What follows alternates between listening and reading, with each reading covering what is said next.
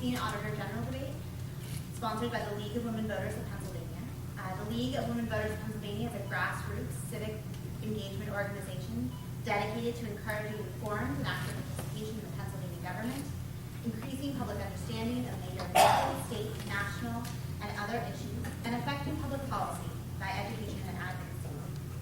This is a very important race for an office that I don't think gets the credit that it deserves. The primary role of the Auditor General, for those of you who don't know, is to ensure state funds are being used correctly. The Auditor General conducts financial and performance audits of individuals, state organizations, and other organizations that receive state funds.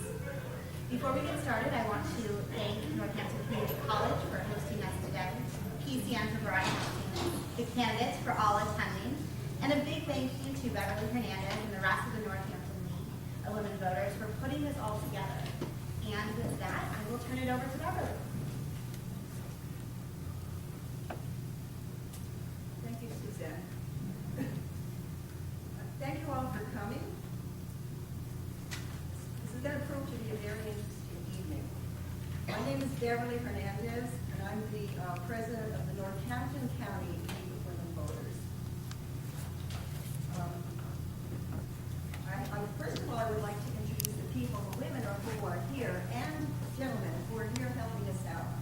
And Kay and Lloyd Brown, they're the timekeepers for us tonight. We have several of the women here. We have Leslie Altieri, who will be collecting the questions, perhaps Susan, if we get a lot of questions. I'd also like to ask you if you would please silence your cell phones. That would be very helpful. The bathrooms are right out here to the left, just a little bit of housekeeping. And the moderators for tonight will be myself and Joan Dean. So I think I have covered pretty much everything. I would like to go over the format of how we're going to do the debate tonight. The opening statements will be 2 minutes. Each candidate will have 2 minutes to introduce themselves and say whatever they wish. Then the League of Women Voters has prepared a few questions. And if there's any questions from the audience, as you should have a little 3x5 square card, you should have a pencil. If you have any questions as they come to you, pass them over to the side. Leslie or Susan will collect them and bring them up to us to review. We'd like questions that just deal with the office, not one particular person. Those questions will be 90 seconds. Each candidate will have 90 seconds to answer them. After that, there will be a closing statement of about a minute. Each candidate in opposite order. We'll start with ballot order. The closing statements will go in opposite order. 3 rules. We have 3 rules to run the forum tonight. One is, I would ask that you please don't interrupt the candidate. Nobody would interrupt the candidate. So we want to hear what their opinions are and what they have to say. Secondly, please refrain from applause or interaction with the candidate. They'll be here afterwards. So that will give us more time to bring the questions in. And lastly, as you've seen, campaign materials are outside the room. There should not be any campaigning in the room. And with that all being said, I would like to introduce the candidates. We have Mr. DePasquale. We have Mr. Brown. We have Mr. Jake Sweeney and Mr. Minette.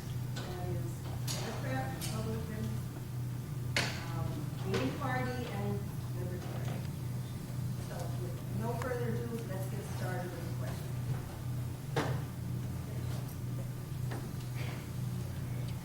Good evening. My name is Joan Dean, and we're going to start with 2 minutes opening statements. So we're going to start at the far end and work our way this way for the opening statements. Each candidate has 2 minutes for that. Mr. DePasquale, will you start? Thank you. Thank you to the League for sponsoring this and for Northampton County Community College for allowing us to use this great facility. My name is Eugene DePasquale, and I am your Auditor General. I was born and raised in the blue-collar city of Pittsburgh. I went to Pittsburgh Central Catholic High School. I was fortunate enough to be on the 1988 state football championship team. As you can judge from my size, the NFL was never a threat after that. I was able to go to a small college in north central Ohio called the College of Worcester, played some baseball and football there. And again, never a threat for the NFL. And by the way, the size of those guys, thank God. I came back to Pittsburgh, went to graduate school at Pitt, put myself through night law school at Widener University. In 2006, many of you may remember the infamous pay raise of 2005. I ran for the legislature in 2006 because I felt Pennsylvania legislature needed to be reformed. I was elected, was the first legislator to post my expenses online. I fought for greater education funding. I was even the one that led the fight to ban text messaging while driving. And again in 2012, I thought our state was on the wrong track. So I decided to do an uphill battle to try to become the state Auditor General. I was elected in 2012. Since that time, I have been able to find over $300 million in wasteful spending.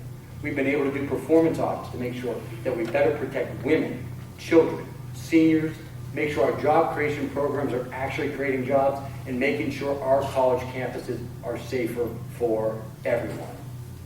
I am going to fight hard every single day to make sure your tax dollars are being spent.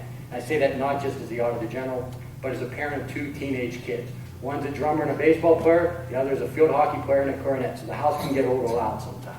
But I know the fight that they need to have for the future, which is a state that fights for every single person and not the special interests. So I'm fighting hard for re-election. On the record that I have, I believe it's a good one, and I look forward to talking with everyone here tonight. Thank you very much. Thank you. If the timekeepers could hold their little panels up, then we can see what the time is, how much they have. Mr. Brown. Hi, good evening, and thank you for the opportunity to be here. My name is John Brown, and I'm running for Auditor General. I currently serve as the County Executive in Northampton County. I served one term as Mayor of Bangor Borough. I believe this election is really about a compare and contrast.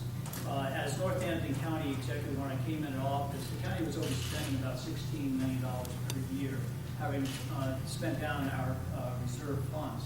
In the time I've been in office, I've been able to return over $40 million to the general fund, stabilize our budget, reducing it $10.4 million. I've reduced healthcare costs. I've stabilized our county nursing home, 680-bed nursing home, financially stabilized it, and upgraded the services that are there.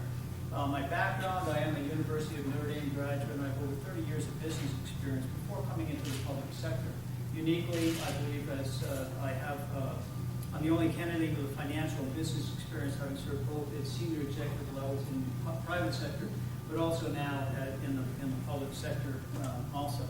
I think what's key is to take a look at, if you compare that to the current Auditor General's background. Essentially, what he didn't tell you is he has no real business experience outside of his time in Harrisburg. He went to Harrisburg, appointed to several positions through friends he's had in the system overall before he moved on to the state legislature, and then now as Auditor General. What's critical is its business role. It's $30 billion that gets spent annually. It requires a unique set of skills in order to be able to root out the fraud, waste, and abuse that occurs in the system overall.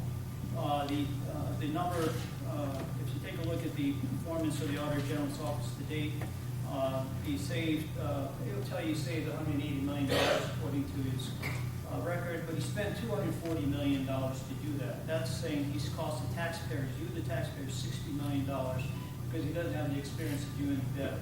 And I believe as county executive, mayor, private sector experience, I have the unique skill set and perseverance in order to get it done for you, the taxpayer. Thank you. Thank you. Mr. Sweeney? Yes, good evening. I also would like to thank the League of the Voters of Northampton County and Northampton Community College. And thank you all for coming out tonight. Gentlemen, thank you for participating. Not only participating. I am a resident of Falls Township in Wyoming County. I am an auditor in that township. Under my second term as auditor, and I have a wood finishing and painting business in Wyoming County, Falls County, Wyoming County. If I am lucky enough to become the Auditor General, and if I'm not, some of these other gentlemen, whoever wins, will take these some of these ideas into consideration. But the first thing I would look at is audit the General Assembly, their accounts. I know they've been running a surplus for a number of years, and last I knew it was well over $150 million. That surplus allowed them to weather the 9-month budget stalemate last year. And meanwhile, our schools had to borrow money, and the taxpayers had to incur expense to repay that debt.